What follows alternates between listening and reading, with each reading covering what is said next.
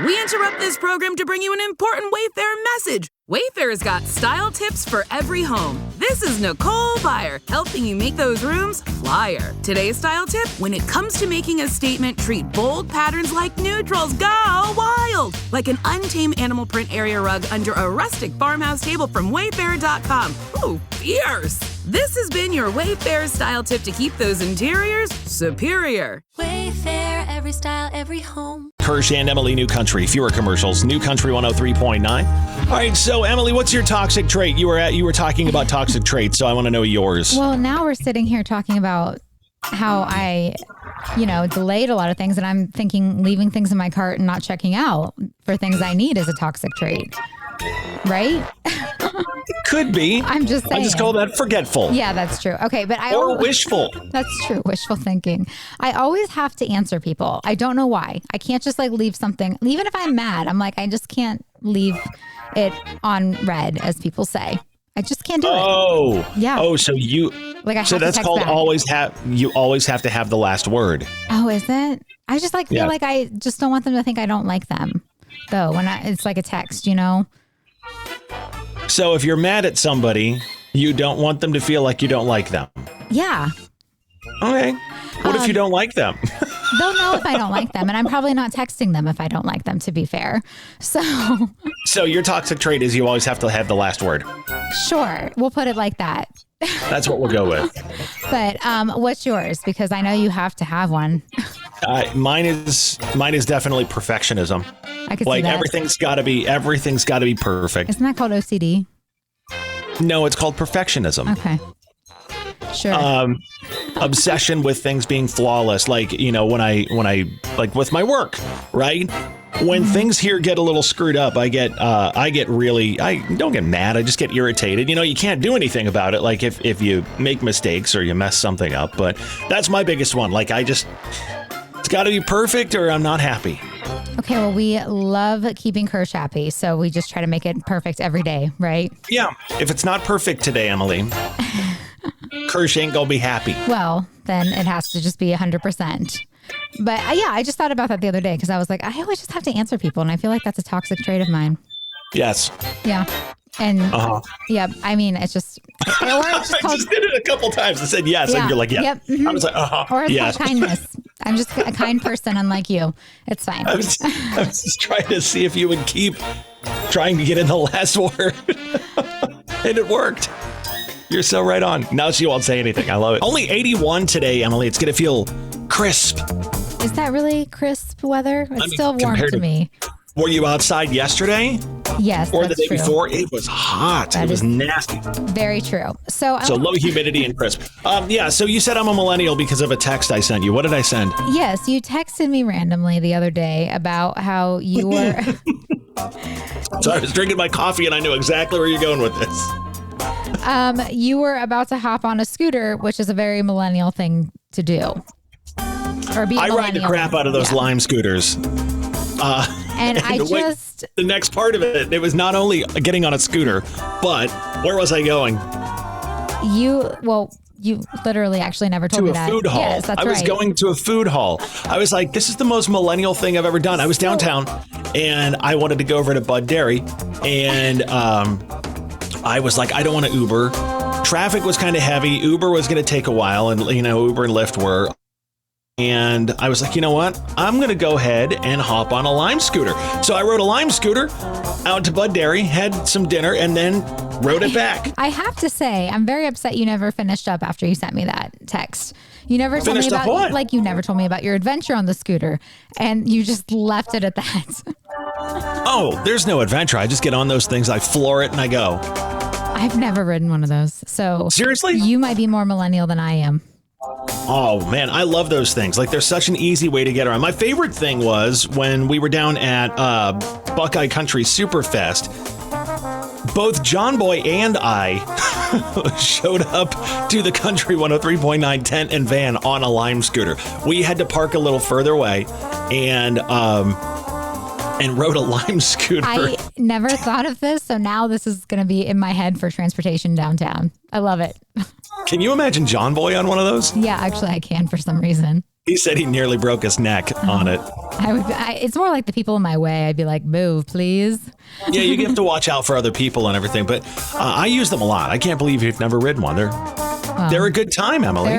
There's first time for everything. So we could lime around downtown. We could do like a lime tour with people. Be like, hey, everybody get a scooter and go here and here and here with Kirsch and Emily. Should. Brilliant idea. We'll start working on it. Did you see that President Biden tested positive for COVID? Yes, I did. So yesterday afternoon, the White House released a statement saying the president was experiencing mild symptoms. Press Secretary Karine Jean-Pierre said Biden would return to Delaware to self-isolate and will continue to carry out all of his duties fully during that time, which made me just question, have you had COVID? Yes, we did about, time is weird, in 2021. I had it at the beginning of 2021 and I've had it twice since. And I mean, maybe more. I'm one of the people who I know there's people who test themselves every time that they get sick. I stopped doing that a while back. I'm like, if I'm sick, I'll just stay home. Exactly, because that's the smart thing to do, right? That's what we do too. One of my best friends had it last week. Obviously, I'm fine. Wasn't, not affected, but it sounds rough this time around. It does. Mrs. Kirsch had it not too long ago, and she said it was the worst bout of it she'd had the last time she had it. Do you think people have moved on, though, from it? Like, are people as freaked out by it now? I feel like they're not, but there's some people maybe are. I think some are, yes, but I don't think a lot are because it's kind of like just you have to live with it, kind of like the flu and everything like that, Right. I will say I'm curious because I did not actually ask her. Smell and taste gone was the worst part for me in 2021. And it was it was just so weird not being able to taste something. Smell, I'm like, but the taste did that happen this time or no? No, it's weird because when it first came around, it seemed like that was a pretty common symptom. I had the same thing. I lost smell and taste. I knew, honestly. Yeah, me too. It was so funny because I remember eating something and being like, these chips or whatever don't really have a whole lot of flavor. And I'm like, uh-oh. And so I tried something else, like a Coke or whatever. And my wife said to me, she's like, try bourbon. If you can't taste bourbon, there's a problem. So I pulled out some bourbon, took a sip, and I went, uh-oh, we have a problem. I said that problem is called cheap bourbon, right? You're right. I had to switch to cheap bourbon. Yeah. So I don't know. It doesn't seem like as big a deal as it was, 3-4 years ago. People are just like, okay, I have COVID. I'm going to just stay home or whatever. It just still sounds rough though. It takes you down. I feel like. Yeah. So be safe. Wash your hands. I know. There you go. Thank you. It's not hard. Lots of hand sanitizer. New country, fewer commercials. New country 103.9 with Kirsch and Emily. What are you? You said you're missing something. You don't understand what's going on. I don't get it. So the college football 25 game, right? Everyone's talking about it. I don't know if you've heard about that. I know you don't have time for games. But it's a big deal, apparently. But I did see something. Somebody got early access to it. Yes. And they posted online that they played Ohio State versus Michigan. And they were so good at it that they beat Michigan 100-0. Kirsch, my husband was so excited he got drafted to the University of Michigan's team in this game because he got early access as well. You would have thought he literally just got into the University of Michigan himself. to play football. Yes. He was so excited. That's so gross. Love him, though. I really do. But it's just like, it was so funny. So gross. But okay, so apparently it crashed, right? Because everyone was early access. They hopped on. They wanted to test it out. I just need to know, how are you not prepared for this? You mean have to know it's going to crash. EA Sports? Yes. Just it reminds me of Ticketmaster with Taylor Swift. When everything crashed or was delayed, how are you not prepared? I think you think you're prepared, but then, I don't know, everybody, they probably are like, hey, we're good to go. We trust our system. And then it gets overloaded. And maybe I'm just a person with backup plans. You're right. If this doesn't work or something, because so even Jason Aldean was saying the other day he can't wait for this game. There's so many people excited for this because it's been so long. I had to hear a whole thing about it last night. It's been so long since there's been a game like this. God. You guys cracked me up. I had to hear a whole thing about it last night. So I'm basically an expert now. Yeah, exactly. Yeah, I don't know. I think there's a lot of that goes on where companies are just like, hey, our system works. We're good to go. And then it just gets hit with all that traffic and it crashes. It's one of those things where shouldn't we learn our lesson from other people's mistakes? You'd think. I'm just saying. But nobody likes to do that anymore. It's just like, we're good. Yeah, I guess you're right. Emily, the Mandela effect. Let me just explain what this is if folks don't know. So the Mandela is... So here's how it came about. It's called that because following a conference in 2010, a paranormal researcher coined the effect discussing the passing of Nelson Mandela, former president of South Africa. And she claimed that others mistakenly believed that he had died in prison in the 1980s. Yep. So there were a lot of people who thought he died when he hadn't, and they truly believed that. So she calls it the Mandela effect. We have to talk about Shazam because there's a movie. Shazam Is Real. I don't know. That many 90s kids talk about remembering called Shazam. Was it Sinbad? So it's Sinbad, and Sinbad was a genie that helped, that he came and there was these two children. It was real. But then, then there's conveniently Kazam with Shaq, which everyone is like, no, that's the movie. It's not the movie. Shazam is the movie. But here's the weird thing, Kirsch. When you ask Sinbad about it, he's been asked, he denies it, which I think is just, it's all part of a plan. So he denies he was in this movie. Correct. But then why? There's zero evidence of it anywhere online or anywhere else. There's a fake YouTube thing online. But it's real. I mean, I don't know what else to say because I know You've seen it? Yes, I've seen it. Tell me your favorite scene from Shazam. I just remember him being a genie in an attic or something, or I don't know. He was there to help kids. No. Tell me your favorite scene. I don't remember it that vividly. I'm just saying, okay, so why would myself and half of, people remember this movie if it's not real? It's the Mandela effect. Yes. It's people believing something that didn't happen because other people believe it happens. And it supports, it supports You're just imaginary in an alternate universe, okay? That's the assumption. Well, I've seen every movie there is. Right. So. I think if anyone's the movie expert here, it's myself. Shazam is real, and I need to know who else thinks Shazam is real or knows it's real. Not thinks, sorry, knows it's real. So text us. here's what I need. I need somebody to chime in and be like, my favorite scene in Shazam or my favorite line from the movie. Because tell me about a movie you love that you've seen a million times or you could probably quote a line from it. Yeah. Napoleon Dynamite. It's terrible, but a million times.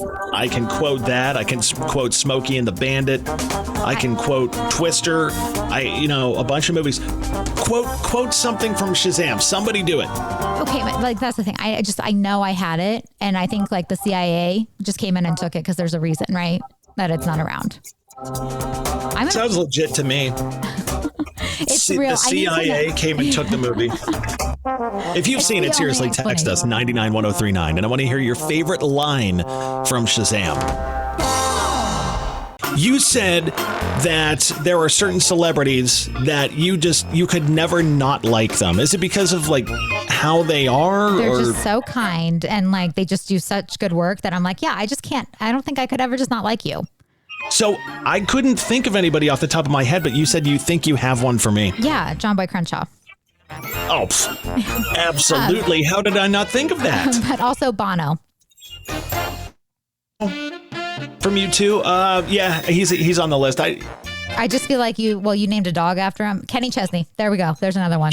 Kenny's another good one. Yeah. See, I could never not like Kenny. But okay, so here I have a couple in my top list, right? Okay, yeah. Keanu Reeves. He's so good. No one can ever just not like him, right? I think everybody loves Keanu Reeves. Dolly Parton.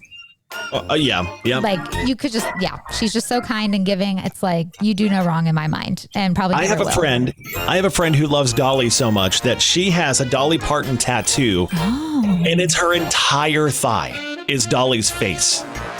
That's strong. But you know what? I love the love for Dolly, so I can't hate on that. Hold on, I'm going to pull a picture of it up on our Instagram here and show you. It's really. Another shocking. one I thought of is Mr. Rogers. Did I ever tell you I grew up in Mr. Rogers' neighborhood? Oh my gosh, no.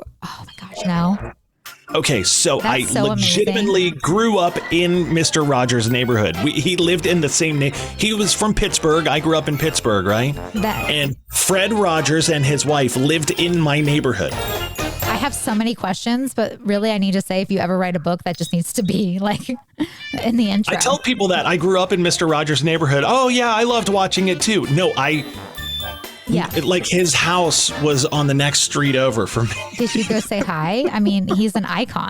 He's a national treasure. Yeah, I mean, I would wave to him when he was mowing his lawn and stuff like that. I loved him. I still love him, even though he's passed away. He was fantastic. Yes. Yeah, that's definitely a celebrity I could never not like. And also Robin Williams. I just need to throw that out there because I had Aladdin on the other day and I was like, he was just so amazing.